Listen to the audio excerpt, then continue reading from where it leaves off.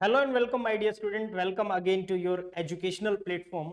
आज हम 11th class की एक बहुत ही इंपॉर्टेंट और बहुत छोटी सी यूनिट स्टार्ट करने जा रहे हैं।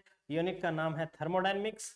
और थर्मोडायनेमिक्स का मतलब एक्चुअल में होता क्या है, पहले हम उनसे शुरुआत करते हैं, फिर बाकी डिटेल में हम जाएंगे। थर्मो मीन्स, अगर आप देख पा रहे हो, थर्मो मीन्स का होता है, यहाँ पे दो वर्ड्स को स्प्लिट अगर हम करके देखें तो थर्मो प्लस यहाँ पे आ रहा है डायनेमिक्स। ठीक है बेटा। थर्मो मीन्स क्या होता है, हीट, और डायनेमिक्स मीन्स क्या हो गया, इन मोशन।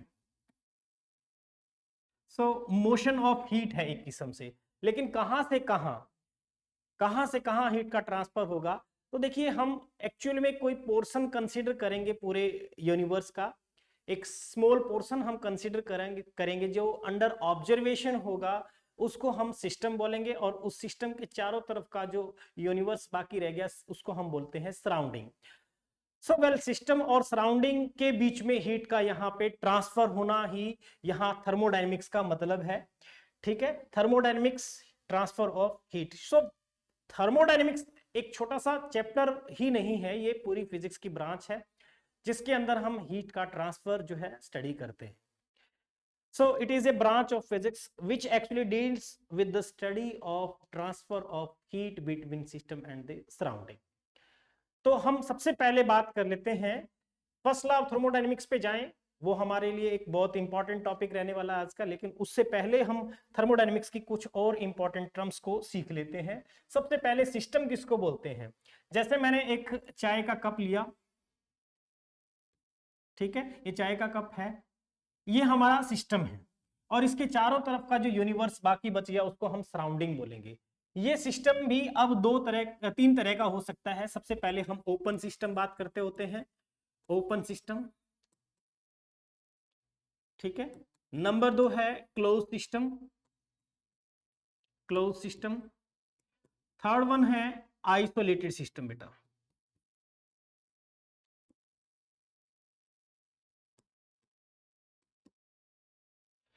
जो ओपन सिस्टम है, system means the portion of universe which is under consideration, उसको हम क्या बोलेंगे, सिस्टम। ओपन सिस्टम मींस एक ऐसा सिस्टम जिसके अंदर हीट और मैटर दोनों का ट्रांसफर होता हो, यानी a system in which matter as well as heat transfer between system and surrounding. तो यहां पे हीट प्लस मैटर दोनों का ट्रांसफर होगा, किसके बीच में, सिस्टम और सराउंडिंग के बीच में, उसको हम ओपन सिस्टम बोलेंगे। क्लोज सिस्टम कौन सा है? अगर इसी चाय के कप को मैं ढक दूं तो कंटेंट तो नहीं जा पाएगा, लेकिन हीट फिर भी जाएगी। कुछ देर के बाद में हमें पता है कि चाय ठंडी हो जाएगी, तो डेफिनेटली क्लोज सिस्टम के अंदर हमने कहा कि transfer of heat takes place between system and surrounding, but matter का ट्रांसफर नहीं होगा। और कोई अगर ऐसा सिस्टम हो जिसमें neither heat nor matter transfer between system and surrounding, उस सिस्टम को हम बोलेंगे आइसोलेटेड सिस्टम। फॉर एग्जांपल, आप जैसे थर्मोस को लेते हैं, थर्मोस जो है एक आइसोलेटेड सिस्टम का एग्जांपल हम कह सकते हैं, लेकिन परफेक्टली आइसोलेटेड सिस्टम पॉसिबल नहीं है। ऐसा नहीं है कि थर्मस के अंदर हमने वाटर रख दिया बहुत गर्म करके, बॉयल करके 100 डिग्री सेल्सियस पे, और आप देखो कि 10 दिन बाद में या महीने बाद भी उसका टेम्परेचर उतना ही रहने वाला है, तो नहीं है। उसकी हीट लॉस किसी न किसी फॉर्म में हो ही जाएगी, कैसे न कैसे वो सराउंडिंग को हीट लॉस हो जाएगी। ठीक है, और ये भी याद रखिए कि जो आपका सराउंडिंग है, इस कप के चारों तरफ का जो इन्वायरमेंट है, सराउंडिंग जिसको हम बोल रहे हैं, उसका टेम्परेचर ऑलमोस्ट कांस्टेंट रहेगा। उसके टेम्परेचर पे कोई इफेक्ट नहीं पड़ने वाला, चाहे सिस्टम से हीट जा रही है या सराउंडिंग से हीट निकाल करके सिस्टम में दे रही है, उसकी हीट या टेम्परेचर कांस्टेंट रहेगा। ठीक है, चलो नेक्स्ट पॉइंट पे चलते हैं। उसके बाद आता है थर्मोडायनेमिक वेरिएबल्स कौन से होते हैं। देखिए, एक स्टेट इक्वेशन हमने पढ़ी हुई है, PV is equals to nRT, ये आइडियल गैस इक्वेशन है। तो हमारे स्टेट वेरिएबल्स है प्रेशर, वॉल्यूम और टेम्परेचर। ठीक है, ये स्टेट वेरिएबल्स है, प्रेशर हो गया, वॉल्यूम हो गया, टेम्परेचर हो गया। ठीक है, ये स्टेट वेरिएबल्स हैं। और स्टेट इक्वेशन ये आइडियल गैस इक्वेशन है, इसमें P प्रेशर है, V वॉल्यूम है, N यहाँ नंबर ऑफ मोल्स हो गए, R गैस कांस्टेंट और D टेम्परेचर है। ठीक है, state equation. Ideal gas equation है, रियल गैस इक्वेशन नहीं है, ठीक है।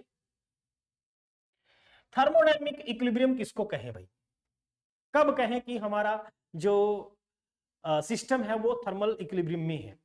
देखो आपने इससे पहले बहुत सारी चीज स्टडी की होगी। एक मैकेनिकल इक्विलिब्रियम हमने स्टडी किया हुआ है, मैकेनिकल इक्विलिब्रियम, ठीक है। इसके अलावा हमने स्टडी किया है केमिकल इक्विलिब्रियम, केमिस्ट्री के अंदर केमिकल इक्विलिब्रियम स्टडी किया है हमने।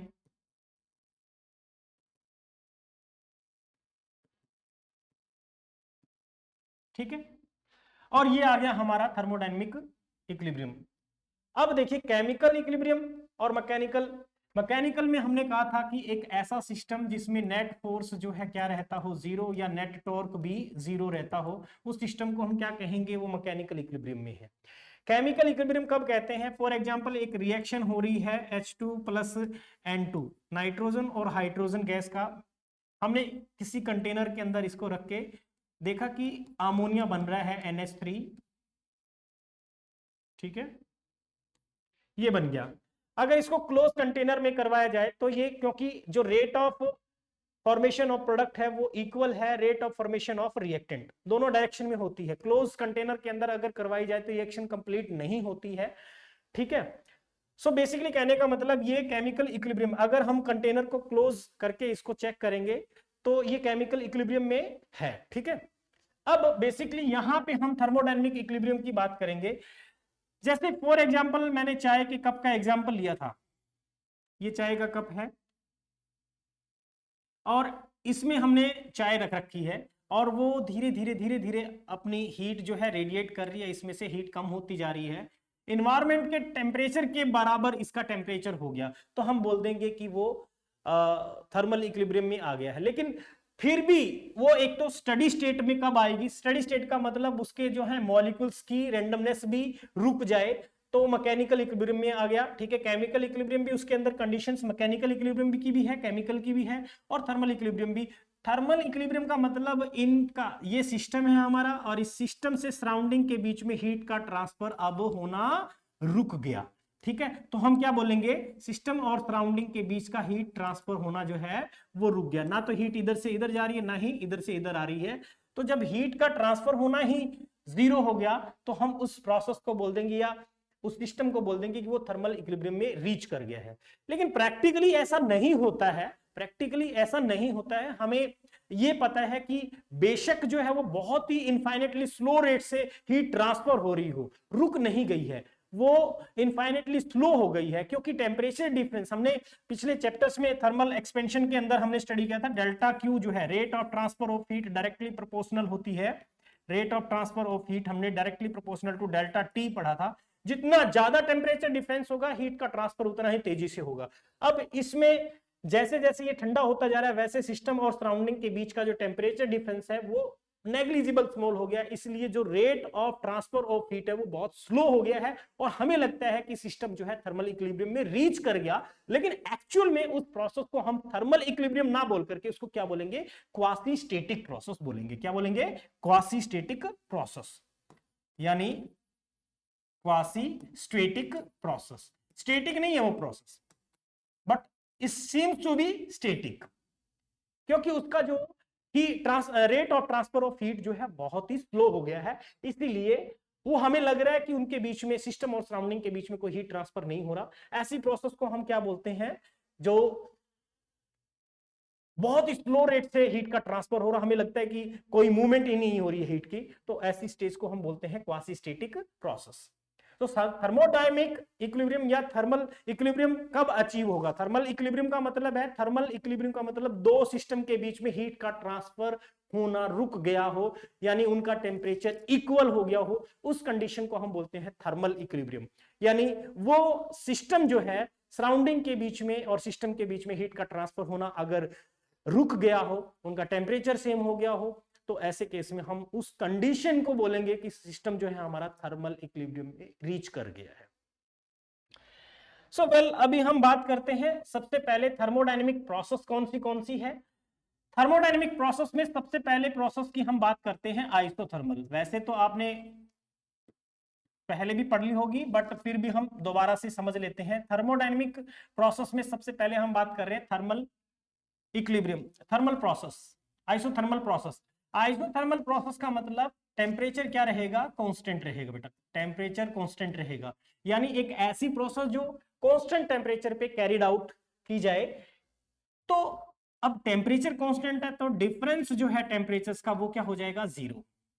तो well we can say that state equation को अगर हम देखें तो PV is equals to n R T, वो कांस्टेंट हो गया है, एन भी constant, n number of mole, R constant और टी भी कांस्टेंट। तो ये फैक्टर हमारा क्या हो गया, कांस्टेंट हो गया। ठीक है, ये कांस्टेंट हो गया। और इसमें हम ये कह सकते हैं pressure is reciprocal of volume, pressure is reciprocal of volume हो गया है। ठीक है, या इसी को आप अपने वर्डिंग्स में ऐसे भी लिख सकते हो, P1 V1 equals to P2 V2, ये लिख सकते हैं। आप चाहो तो इसको ये भी लिख सकते हैं P1 over P2 V2 over V1, ये भी लिखा जा सकता है। ठीक है, आइसोथर्मल प्रोसेस के लिए गैसेस को अगर हम आइसोथर्मली ट्रीट कर दें, गैसेस को आइसोथर्मली अगर हम ट्रीट करें तो उनकी स्पेसिफिक हीट कितनी हो जाएगी, स्पेसिफिक हीट गैस की आइसोथर्मल प्रोसेस के ऊपर delta Q over M delta T हम लेते होते हैं।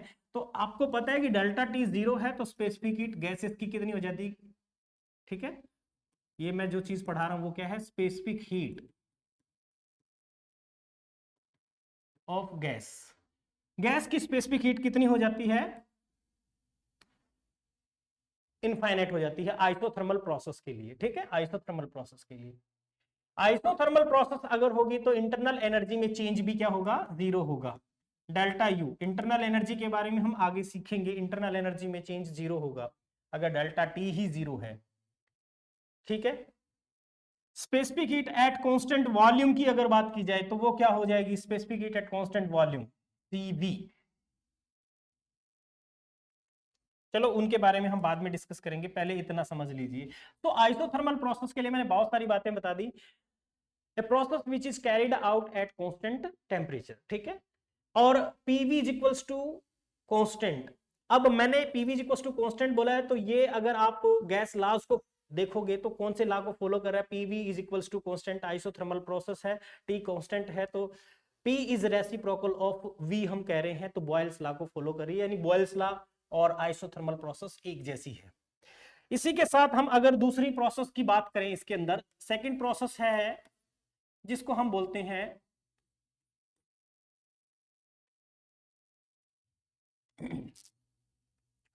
Adiabatic process. समझते पहले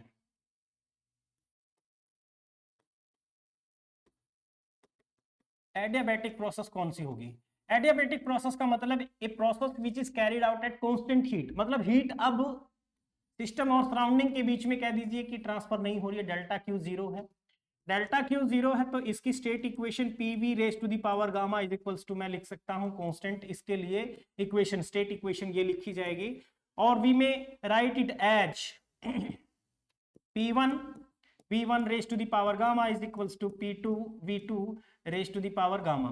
देखो ये जो मैंने इक्वेशन लिखी है PV raise to the power gamma constant, इसकी दूसरी और भी फॉर्म है, वो फॉर्म भी आप साथ में समझ लीजिए, वो फॉर्म भी साथ में समझ लीजिए। देखिए PV is equals to 1 mole of gas के लिए मैं लिखूं PV इज इक्वल्स टू, मैं लिख सकता हूं RT। तो V की वैल्यू अगर मैं पुट करूं या P की वैल्यू पुट करूं तो P इज इक्वल्स टू बनता है RT डिवाइड बाई V। ये इस इक्वेशन में मैंने अगर पुट किया तो मेरे पास इक्वेशन बन के आएगी RT divide by V raise to the power gamma is equals to कोई कांस्टेंट है K1। अब जैसे ही ये फैक्टर आपको पता साफ साफ क्या चीज है, R को उठा के उधर ले जाओ तो T और V raise to the power gamma -1 is equals to K1 upon R होगा। इसको मैंने कोई अनदर कांस्टेंट बोल दिया तो ये भी इक्वेशन बन गई, यानी एक इक्वेशन और बन गई, वो बन गई TV gamma -1 is equals to constant. ये भी एडियाबैटिक प्रोसेस की ही एक अनदर फॉर्म आ गई। ठीक है, ये इंपॉर्टेंट है, आप ध्यान से समझिए क्योंकि जब आपके क्वेश्चन लगाओगे तब आपको इसकी इंपॉर्टेंस का पता चलेगा। तो ये इक्वेशन हमारे लिए इंपॉर्टेंट हो गई। ठीक है, इसी तरीके से इससे एक और इक्वेशन बना लेते हैं। एक इक्वेशन मैं यहाँ पे v की वैल्यू पुट कर देता हूं इसके अंदर। v की वैल्यू क्या बनेगी, are T divide by P, are T divide by P. तो मैं इस इक्वेशन के अंदर ये चीज पुट करेंगे, so p into V raise to the power gamma है, तो v की जगह पे हम पुट कर देते हैं R T divide by P raise to the power gamma is equals to, कोई कांस्टेंट आपने यहां पे फिर ले लिया, इसको मैंने K3 से रिप्रेजेंट कर दिया, लेट्स सपोज।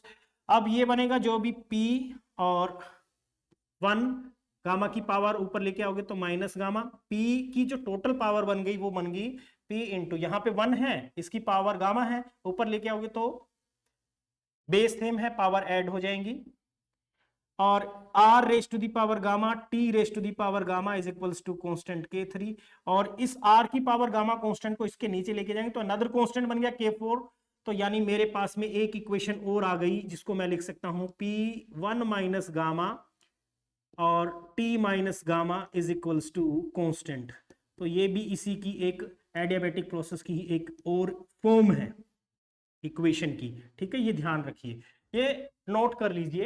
एडियाबैटिक प्रोसेस एक ऐसी process which is carried out at constant heat, या ये कहें कि हीट चेंज जिसमें जीरो हो, उसको हम एडियाबैटिक प्रोसेस बोलते हैं। और अगर इसमें एक चीज और आप देखो, एडियाबैटिक प्रोसेस के अंदर specific heat of gas,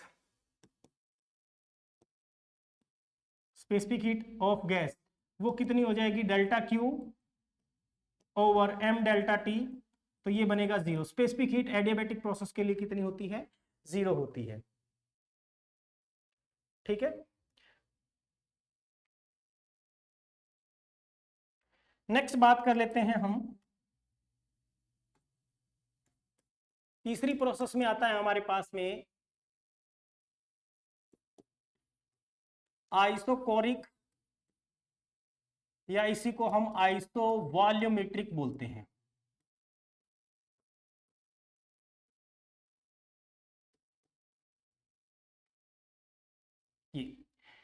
that means इसमें डेल्टा वी क्या रहेगा, 0। एक ऐसी प्रोसेस जो कांस्टेंट वॉल्यूम पे की जाए, यानी वॉल्यूम को कांस्टेंट करके की जाए, उसको हम क्या बोलेंगे, आइसो वॉल्यूमेट्रिक या आइसोकोरिक प्रोसेस। तो डेल्टा वी 0 हो गया यहाँ पे। डेल्टा वी 0 होने का मतलब जो वर्क डन होगा आइसोकोरिक प्रोसेस में, वर्क डन जिसको हम लिख रहे हैं, वर्क डन बेसिकली लिखा जा सकता है work done W is equals to P delta V लिखते हैं हम, pressure into change in volume. अब चेंज इन वॉल्यूम ही नहीं तो वर्क डन क्या होगा, 0। एक तो ये सबसे इंपॉर्टेंट है, ठीक है। बाकी उन केसेस के लिए मैंने वर्क डन के बारे में अभी नहीं बताया, उसकी डिटेल में हम स्टडी करेंगे आइसोकोरिक प्रोसेस में, ठीक है। ये एक ऐसी प्रोसेस जो कांस्टेंट वॉल्यूम पे की जाए। नेक्स्ट बनती है हमारे पास फोर्थ इक्वेशन, जिसको हम बोलते हैं आइसोबारिक प्रोसेस। आइसोबारिक प्रोसेस मतलब एक ऐसी प्रोसेस जो कांस्टेंट प्रेशर पे होती है, which is carried out at constant pressure, यानी इस केस में जो है प्रेशर कांस्टेंट रहेगा, ठीक है। पीवी ग्राफ वगैरह मैंने अभी कोई नहीं बताए हैं, ग्राफ के बारे में हम डिटेल में स्टडी करेंगे। इसी तरीके से साइक्लिक प्रोसेस होती है। साइक्लिक प्रोसेस का मतलब एक ऐसी प्रोसेस जिसमें इंटरनल एनर्जी में चेंज 0 हो। A process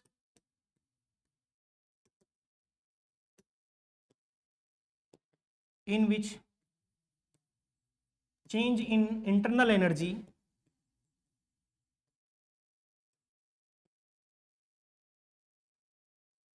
is 0। So delta U से हम इंटरनल एनर्जी लेंगे, चेंज इन इंटरनल एनर्जी, तो वो 0 होती है इस केस में, याद रखिए। एक होती है रिवर्सिबल और irreversible process, reversible and irreversible process.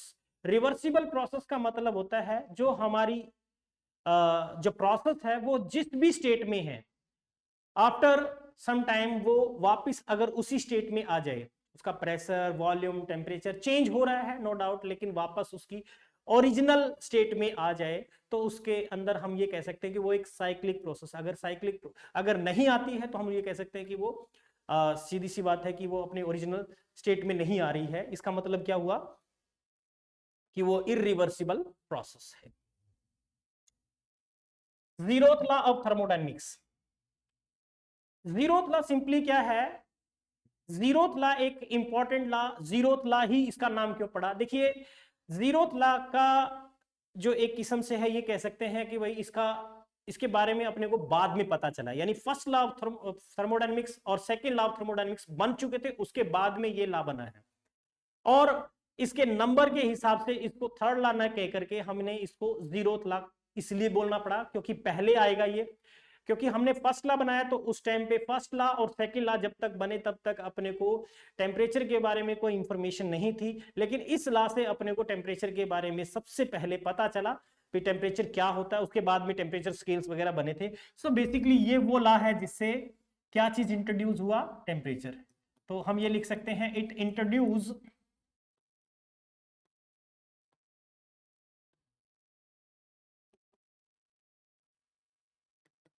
the concept of temperature. तो मतलब इसने टेम्परेचर का कंसेप्ट इंट्रोड्यूस किया, नंबर एक। तो फिर आता है जीरोथ लॉ का मतलब क्या है। यहाँ एक फिगर देख रहे हो, मैंने एक पूरा एक सिस्टम बनाया है, ये पूरा एडियाबैटिक वाल है। एडियाबैटिक वाल मतलब एक ऐसी वाल जिसमें हीट का ट्रांसफर जीरो है, यानी हीट इससे इधर बाहर नहीं आ सकती, सिस्टम और सराउंडिंग के बीच में हीट ट्रांसफर नहीं हो सकती। एडियाबैटिक का मतलब ये है। और डायबैटिक का मतलब इनमें हीट चेंज हो सकती है। देखो अब ए और सी के बीच में हीट चेंज हो सकती है। ये जो वाल मैंने यूज की है, ये वाल ऐसी है जिसमें हीट ट्रांसफर हो सकता है। ए और सी के बीच में, बी और सी के बीच में हीट ट्रांसफर हो सकती है, बट ए और बी के बीच में हीट ट्रांसफर नहीं हो सकती। तो zeroth law of thermodynamics simply ये बोलता है कि अगर ए जो है हमारा सी के साथ में थर्मल इक्विलिब्रियम में है और बी अलग से सी के साथ थर्मल इक्विलिब्रियम में है, then definitely A and B also in thermal equilibrium. Simple सी बात है, ए जो है सी के साथ में थर्मल इक्विलिब्रियम में है, मतलब ए और सी के बीच में हीट ट्रांसफर होना बंद हो गया है। बी और सी के बीच में भी हीट का ट्रांसफर होना बंद हो गया। Then definitely we can say that A and B also in thermal equilibrium. This is the zeroth law of thermodynamics. ठीक है, तो ये सबको पता चल गया। अब अपने को ये भी कह सकते हैं कि जब ये थर्मोडायनेमिक पैरामीटर, मतलब अगर हम बात करें कि भाई ए बी और सी तीनों के बीच में हीट का ट्रांसफर जो है होना रुक गया, थर्मल इक्विलिब्रियम रीच कर गया, तो उस केस में ए बी और सी का टेम्परेचर क्या हो जाएगा? इक्वल हो जाएगा। Temperature of A equals to temperature of B equals to temperature of C, equal हो जाएगा। थर्मल इक्विलिब्रियम रीच कर गया, हीट का ट्रांसफर होना बंद हो गया। इसको हम जीरोथ लॉ ऑफ थर्मोडायनेमिक्स बोलते हैं। उसके बाद आता है हीट। हीट के बारे में डिटेल में हमने वैसे स्टडी कर लिया। हीट क्या है? Sensation to the warm. ठीक है, लेकिन हीट ट्रांसफर कब होती है? सिस्टम और सराउंडिंग के बीच में हीट ट्रांसफर कब होगी? जब टेम्परेचर का डिफरेंस होगा, और वो टेम्परेचर डिफरेंस जितना ज्यादा होगा उतनी ही ज्यादा हीट तेजी से ट्रांसफर करेगी। तो यहां पे मैंने लिखा है delta Q, transfer between system and surrounding due to temperature difference. तो टेम्परेचर डिफरेंस होगा ऑब्वियसली, तभी जो है हीट ट्रांसफर करेगी। पाथ डिपेंडेंट है, ये बहुत इंपॉर्टेंट है। पाथ डिपेंडेंट वेरिएबल है ये। पाथ डिपेंडेंट का मतलब अगर आप heat at constant pressure at constant volume की बात करें, specific heat at constant pressure अलग है, specific heat at constant volume अलग है। तो स्पेसिफिक हीट का मतलब amount of heat required to raise the temperature of 1 gram substance through 1 degree Celsius, हमने स्टडी किया था। सीपी अलग चीज है, सीपी अलग है, सीवी अलग है। सीपी और सीवी के बीच में डिफरेंस क्या है, ये मैंने पूरा डिटेल लेक्चर जो है पीछे प्रीवियस वीडियो के अंदर डाल रखा है, जिसमें थर्मल प्रॉपर्टीज ऑफ मैटर आप पढ़ोगे तो उसके अंदर सारा डाल रखा है। तो वो क्या चीज है उसमें आप जाके स्टडी कर सकते हो। वेल, मेरे कहने का मतलब है हीट जो है एक पाथ डिपेंडेंट वेरिएबल है। पाथ डिपेंडेंट है, इसका मतलब सीपी अलग होगा, सीवी अलग होगा। यानी प्रेशर कांस्टेंट करके हम हीट चेक करेंगे और वॉल्यूम को कांस्टेंट करके अगर हम हीट चेक करेंगे तो दोनों केस में हीट डिफरेंट मिलेगी। सो डेल्टा क्यू क्या होता है? N C delta T. N C number of, यहां पे क्या है? Moles C delta T. Constant pressure पे हीट को हम लिख सकते हैं n C P delta T. Constant volume पे n C V delta T लिख सकते हैं। ठीक है, इसके बाद में इंटरनल एनर्जी के बारे में भी समझ लेते हैं। Internal energy is a function of temperature. सबसे पहले तो ये दिमाग में सेट कर लीजिए, इंटरनल एनर्जी किसी सिस्टम की टेम्परेचर पे डिपेंड करती है। यानी अगर मैं टेम्परेचर इंक्रीज करूंगा उस सिस्टम का तो डेफिनेटली उसकी इंटरनल एनर्जी इंक्रीज होगी। अगर मैं टेम्परेचर डाउन कर रहा हूं तो उस सिस्टम की इंटरनल एनर्जी डिक्रीज होगी definitely. So we can say that internal energy is a function of temperature. ठीक है, इसी के साथ साथ it is possessed by the system due to molecular motion and molecular configuration. भाई मतलब किसी के पास में हीट है तो डेफिनेटली उसके मॉलिक्यूल्स के पास में मोशन होगी और उसकी कुछ कॉन्फ़िगरेशन होगी। कॉन्फ़िगरेशन मतलब उसके पास पोटेंशियल एनर्जी होगी। तो अब मैं यहाँ पे इसको ये कह सकता हूं कि एक तो नंबर एक तो ये इंडिपेंडेंट है, पाथ डिपेंडेंट नहीं है ये। लेकिन मैंने दो तरह की एनर्जी का यहाँ पे जिक्र किया। मॉलिक्यूलर मोशन की वजह से energy due to molecular motion को हम काइनेटिक एनर्जी बोलेंगे, और energy due to molecular configuration तो उसको हम बोलेंगे पोटेंशियल एनर्जी। ठीक है। अब अगर मोनोएटमिक गैस है तो मोनोएटमिक गैस के लिए उसकी जो काइनेटिक एनर्जी होगी वो 3/2 nRT मैंने लिख दिया। एक मोल के लिए n की वैल्यू 1 हो जाएगी 3/2 RT। 3 यहां पे क्या है, डिग्री ऑफ फ्रीडम है। मोनोएटमिक गैस का डिग्री ऑफ फ्रीडम 3 है। जितनी डिग्री ऑफ फ्रीडम होगी उतने टाइम्स हो जाएगा nRT। अगर 5 है तो 5/2, f है तो f/2 nRT। डेल्टा U इसको डिफरेंशिएट करेंगे विद रिस्पेक्ट टू t, तो डेल्टा U किसके बराबर हो जाएगा 3/2 nRT डेल्टा t। ठीक है, delta t। So delta U अगर मैं किसी भी गैस के लिए निकालूं जिसकी डिग्री ऑफ फ्रीडम f है तो हम क्या लिख सकते हैं, f/2 nR delta t, nR delta t। और अभी अभी हमने ये पढ़ा है कि जो भी इंटरनल एनर्जी है वो मैं NCV डेल्टा t के बराबर लिख सकता हूं। NCV delta t constant volume, delta U जो है constant volume, specific heat at constant volume लेके चल रहे हैं। तो डेल्टा T CV को हमने क्या लिखा, CV को हमने लिखा था, याद कीजिए, CV और CP के रिलेशंस मैंने आपको बता रखे हैं। CV होता है R अपॉन गामा -1 और CP था gamma times R upon gamma -1। ठीक है, गामा यहाँ पे स्पेसिफिक हीट रेशियो है जिसको CP/CV बोलते हैं। गामा क्या है, gamma is equals to CP/CV। ठीक है, जो फर्स्ट टाइम मेरे इस चैनल पे आए हैं तो डियर स्टूडेंट पहले जो है इनसे पहले के लेक्चर भी आप देख सकते हो, उनमें मैंने डिटेल में पढ़ा रखा है। अब देखिए यहां पे मैंने CV की वैल्यू पुट की R/गामा -1 और डेल्टा T का मतलब है T2 - T1 या final temperature minus initial. R को अंदर मल्टीप्लाई किया nRT2 - nRT1 गामा -1, और ये क्या चीज बन गया, PV इक्वल्स टू nRT की इक्वेशन लगाएंगे तो यहां P2 V2 - P1 V1, मतलब इस फॉर्म में हम लिख सकते हैं इंटरनल एनर्जी को। तो वर्क डन क्या होता है, वर्क डन बेसिकली अभी हम पीछे डिस्कस कर रहे थे, वर्क डन होता है P डेल्टा V के बराबर। ठीक है, अब किसी गैस को हमने मान लो एक सिलेंडर के अंदर गैस फिलअप कर रखी है हमने, और एक पिस्टन हमने यहां लगा दिया। ठीक है, इस पिस्टन से हम इस गैस को कंप्रेस कर सकते हैं, एक्सपेंड कर सकते हैं। इसके अंदर जो गैस फिलअप की हुई है उसमें क्या होगा, उसका वॉल्यूम हम चेंज कर रहे हैं by applying some force. Pressure मैंने P अप्लाई किया, इसके वॉल्यूम में डेल्टा V चेंज आ रहा है, तो work done on the gas आपने किया तो वो P डेल्टा V से निकाल सकते हैं। ठीक है, अलग अलग प्रोसेस में वर्क डन अलग अलग होगा, वो डिटेल में हम बाद में डिस्कस करेंगे। सबसे पहले तो हम यहाँ पे सिंपली वर्क डन के बारे में समझ लेते हैं। जैसे अगर यहाँ पे साइन कन्वेंशंस कैसे यूज करने हैं, work done by the gas अगर है तो work done by the gas, इसको आप क्या लेके चलोगे, प्लस लेके चलोगे। और अगर work done on the system है, work done on the system या ऑन द गैस है तो हम उसको क्या लेंगे, नेगेटिव लेंगे। ठीक है, इसी तरीके से यहां पे भी ध्यान रखिए, इंटरनल एनर्जी डेल्टा U जो है वो कब प्लस होगी, अगर प्लस है इसका मतलब क्या है, टेम्परेचर इंक्रीज हुआ है गैस का।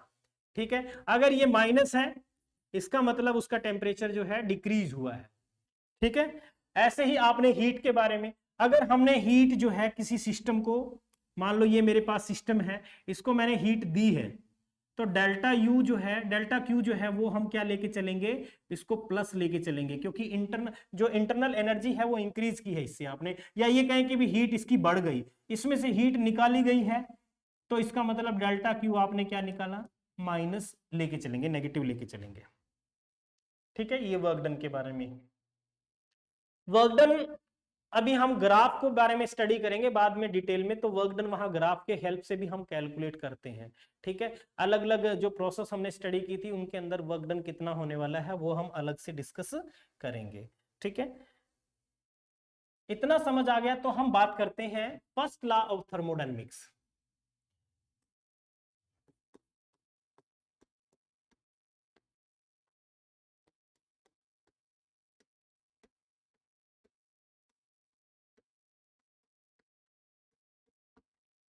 First law of thermodynamics simply law of conservation of energy को फॉलो करता है। ठीक है, किसको फॉलो करता है?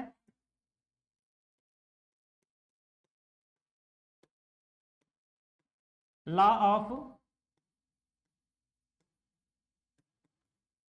कंजर्वेशन ऑफ एनर्जी को फॉलो करता है। और ध्यान रहे, इस लॉ ने इंट्रोड्यूस किया था concept of internal energy. So it introduced the concept of internal energy.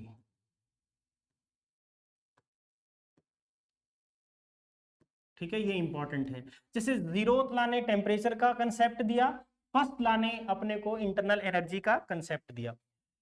अगर किसी सिस्टम को हम हीट दे रहे हैं, फर्स्ट लॉ क्या बोलता है? अगर किसी सिस्टम को हम हीट दे रहे हैं, डेल्टा क्यू अमाउंट में हमने हीट दिया, तो वो क्या करेगा? वो हीट उसकी इंटरनल एनर्जी को चेंज करेगा, कुछ वर्क डन होगा डेल्टा डब्ल्यू। ठीक है, मतलब फर्स्ट लॉ ऑफ थर्मोडायनेमिक्स के अकॉर्डिंग यहां यही मतलब है इसका। तो फर्स्ट लॉ ऑफ थर्मोडायनेमिक्स जब बना था, उस टाइम पे किसी को टेम्परेचर की तो नॉलेज नहीं थी, तो यहाँ पे टेम्परेचर का कोई, आपने देखा होगा, वेरिएबल मैंने यूज नहीं किया टेम्परेचर के लिए। तो जितनी हीट दी है वो इंटरनल एनर्जी और वर्क डन में यूज होने वाली है सिंपली। ठीक है, अब सबसे मेन चीज है जो इंटरनल एनर्जी है। इंटरनल एनर्जी का मतलब मॉलिक्यूल्स की, जो हमने बात की थी, काइनेटिक एनर्जी हो गई, या फिर उसकी मॉलिक्यूलर कॉन्फ़िगरेशन में एनर्जी यूज होगी, तो इस फॉर्म में एनर्जी का यूटिलाइजेशन होगा। अब इनके साइन कन्वेंशन क्या लेनी है वो मैंने आपको बता दिया था। फर्स्ट लॉ ऑफ थर्मोडायनेमिक्स के अलग अलग केसेस के अंदर ये लॉ जो है, ये इक्वेशन जो है कैसे वेरी करती है, इसके बारे में हम स्टडी करेंगे अभी। तो मेरे कहने का मतलब, जैसे हमने एक सिस्टम लिया है, ये एक सिस्टम है, इस सिस्टम को अगर हम हीट दे रहे हैं, चाहे एक ऊपर हमने एक पिस्टन जो है इसके ऊपर लगा दिया, अगर मैं इस गैस को हीटअप करता हूं, नीचे से मैंने हीट सप्लाई की इसको, ठीक है, ये हीट जो है डेल्टा क्यू, इसको दो फॉर्म में यूटिलाइज होगी। एक तो डेल्टा यू इसकी इंटरनल एनर्जी को, और दूसरा जो है कुछ ना कुछ वर्क डन करेगी, डेल्टा डब्ल्यू या डी डब्ल्यू इसको हम कह सकते हैं, डेल्टा डब्ल्यू। ठीक है, अब सबसे पहले इसके फेलियर या फिर इसकी लिमिटेशंस हम बात कर लेते हैं। इसके फेलियर क्या क्या है फर्स्ट लॉ ऑफ थर्मोडायनेमिक्स के? देखिए, फर्स्ट लॉ ऑफ थर्मोडायनेमिक्स में यहां पे ये चीज तो पूरा प्रॉपर यूज किया गया, law of conservation of energy को फॉलो करता है, नो डाउट। लेकिन इसमें एक प्रॉब्लम, वो प्रॉब्लम क्या है कि हीट किधर से किधर ट्रांसफर होगी, डायरेक्शन ऑफ हीट ट्रांसफर का जिक्र नहीं है। लिमिटेशंस जो है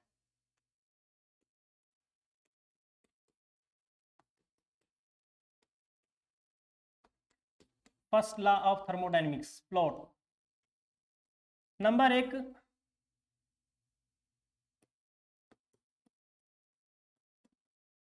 direction of heat transfer not indicated. Direction of heat transfer indicate नहीं किया है।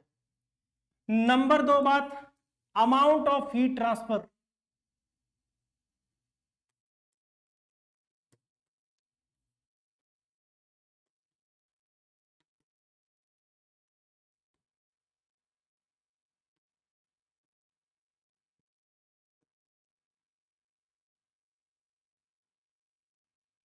Amount of heat transfer. तीसरी, देखो अभी एक तो क्या है, किधर से किधर हीट ट्रांसफर होगी, क्योंकि अभी तक जो है टेम्परेचर के बारे में किसी को पता ही नहीं था, कितनी अमाउंट में हीट ट्रांसफर होगी और किधर से किधर ट्रांसफर होगी, इसके बारे में इस पूरे लॉ के अंदर कहीं पे भी डिस्कशन नहीं है। तो ये इसका लिमिटेशन बना। और कब तक हीट ट्रांसफर होगी, the limit up to which the heat will transfer.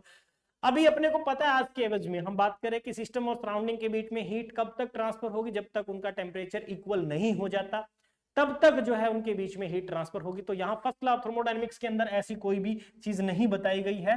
तो हम सबसे पहले बात करते हैं कि फर्स्ट लॉ ऑफ थर्मोडायनेमिक्स अलग अलग केसेस में क्या कुछ बनने वाला है, एप्लीकेशंस इसकी बात कर लेते हैं। देखो सबसे पहले हम बात करते हैं आइसोथर्मल प्रोसेस के लिए। अपनी आइसोथर्मल प्रोसेस में अभी अभी आप पढ़ के आए हो कि आइसोथर्मल प्रोसेस एक ऐसी प्रोसेस है जिसमें डेल्टा टी जो है वो क्या होता है, जीरो होता है। डेल्टा टी क्या है, जीरो है। अभी डेल्टा टी अगर जीरो है, मैंने क्या कहा था, internal energy is a function of temperature, तो डेल्टा यू भी क्या होगा, जीरो होगा। So definitely delta Q will be equals to delta W. यहां पे हीट और वर्क डन को सेम यूनिट में, चाहे वो कैलोरी में कंसीडर करिए, जूल में ले तो जूल में, सेम यूनिट हम यूज करेंगे। ठीक है, इंटर कन्वर्टेबल है एक किस्म से यहाँ पे फर्स्ट लॉ ऑफ थर्मोडायनेमिक्स के अंदर। सेकेंडली हम बात करते हैं एडियाबैटिक प्रोसेस की।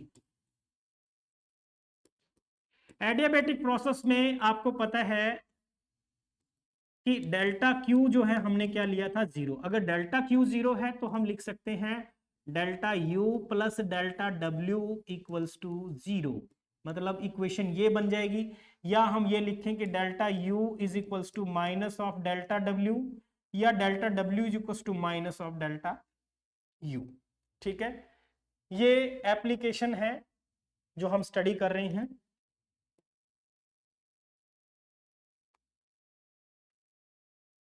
इसके बाद थर्ड इक्वेशन पे आते हैं हम, आइसोकोरिक प्रोसेस। आइसोकोरिक कौन सी प्रोसेस होती है, जिनके अंदर वॉल्यूम कांस्टेंट रहता है। तो मेरे कहने का मतलब डेल्टा वी यहाँ पे जीरो होगा। अब डेल्टा वी जीरो है तो आप ये कह सकते हो कि जो वर्क डन है, जिसको हम पी डेल्टा वी लिखते हैं, वो भी क्या होगा, जीरो होगा।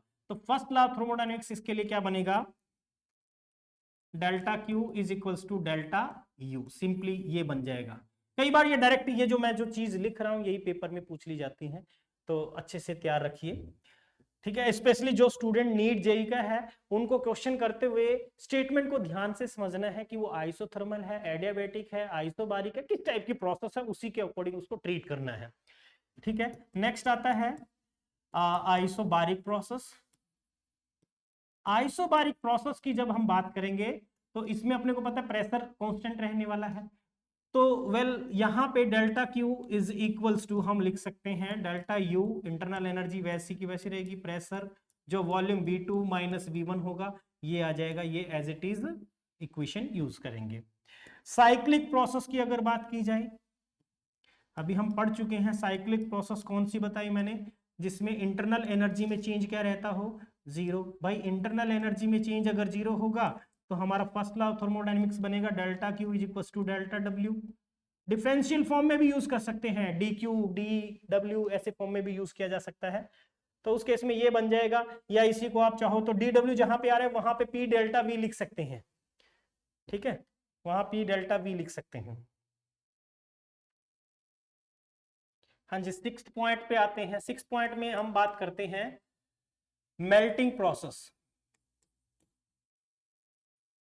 मेल्टिंग प्रोसेस के अंदर कोई भी सब्सटेंस जब मेल्ट करता है तो उसमें डेल्टा क्यू जो हीट लगती है वो किसके बराबर होती है, mass into latent heat of fusion. Latent heat of fusion, latent heat का मतलब, लेटेंट हीट दो तरह की होती है। लेटेंट हीट मतलब छुपी हुई हीट, एक किस्म से हिडन हीट बोल सकते हैं। स्टेट चेंज करने के लिए जो हीट चाहिए उसको हम बोलते हैं लेटेंट हीट। दो तरह की होती है, latent heat of fusion, latent heat of vaporization.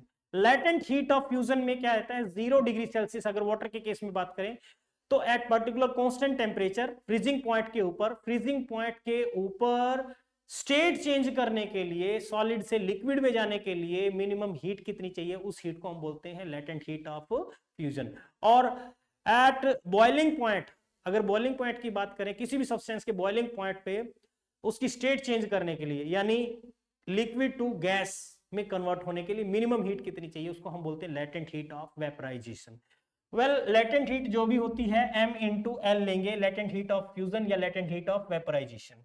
अब ये मान के चलिए कि जब स्टेट चेंज हुई होगी तो उसके वॉल्यूम में न के बराबर चेंज आया होगा, वॉल्यूम में न के बराबर चेंज आया होगा। जैसे वाटर आइस से वाटर में कन्वर्ट हुआ तो उसके वॉल्यूम में कोई ज्यादा सा चेंज नहीं आता है। सो वेल यहाँ पे हम first law of thermodynamics m into L is equals to क्या लिख सकता हूं मैं, डेल्टा U के बराबर plus P delta V zero हो गया तो वर्क डन जीरो हो जाएगा। इस केस में इंटरनल एनर्जी किसके बराबर होगी, m इंटू एल के बराबर होगी। इसी तरीके से अगर बॉइलिंग प्रोसेस है,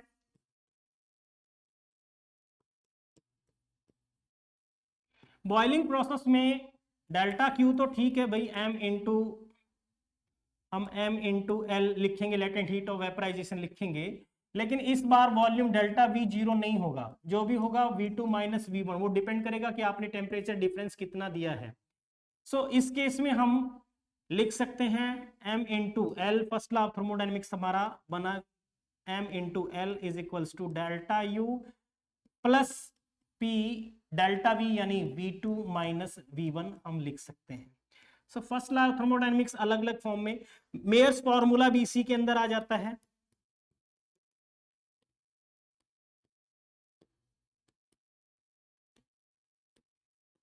मेयर्स फॉर्मूला Cp